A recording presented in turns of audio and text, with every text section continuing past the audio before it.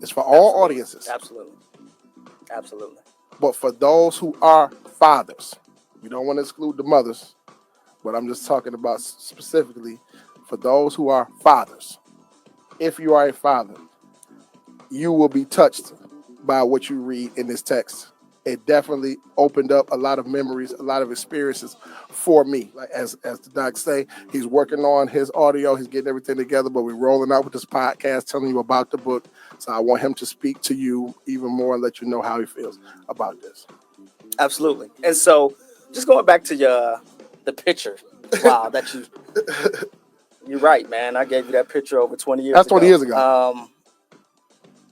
Man, my father was everything to me, right? Like, so he worked at Chrysler for 33 years. But in his spare time, he was a photographer. He could draw. He was just a phenomenal human being. He was hard. I remember I first got an earring when I was like 15 or 16. Mm-hmm. And I got into a car accident. Right? I still remember this vividly. So I'm on a gurney in the hospital with a broken femur bone. And all I'm telling the doctor is, do not let my father see my ear. Yeah. Because that's the violation here. If he sees my ear, I'm telling you. That's the violation. He's going to drag me off my one good leg out this hospital and beat me with the bone that's broken. And you know he would have. Leg, right? And the doctor was flabbergasted, like, dude, you have a broken leg. And sure enough, that was the first time my father saw my earring. I had it for 2 or 3 months. Every time I would go see him, I would have a hat on. Yeah, turn to the side. You know, we know how to do it. Man. We know how to do it. But it's the discipline that he gave me, right? My father saved my life, right? I was wild. Specifically 12th grade, right? I think we were talking a little bit off air. About, off the cuff. You know, having to go get it. Yeah, trying to get there. And so my mother was like, okay, there's nothing else I can do with you. For whatever reason, it wasn't my grades were terrible because I basically wasn't going. Mm-hmm. So what I would do was I would drop my mother off. She was a teacher. And then I would go get my girlfriend at the time. And then we would go back to what we all affectionately know as 18440. Yeah, you ain't even going. The avenue. Right. She called my father. He didn't say anything. Next thing I know, he was at my door. Man, so it was a complete dichotomy of experiences, right? So where I had all the freedom in the world with my mother, I'm in the 12th grade.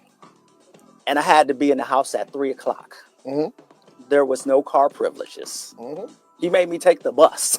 Yeah. He put in the 12th grade. Put that tight structure on it. Right, in the 12th grade. That tight structure. I never got back on the dean's list so quick in my life. Mm-hmm. Right?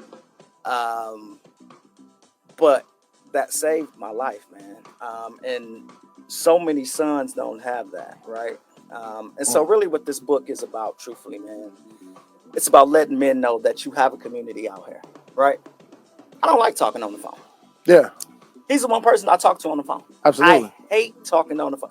He was my therapist before I had a real therapist. Absolutely. Right? Because as for men many in general, for but many. Specifically black men, we need to know that we all have the same issues, man. Yeah. Speak right? to We're it. We're going through the same problems. Yeah, speak to right? it. It might be on different levels. It might be in different spaces. But if you have a wife, we all going through some of those issues. If you have children, we're all going through some of these issues. That's right. You have a job that you're trying to scale to.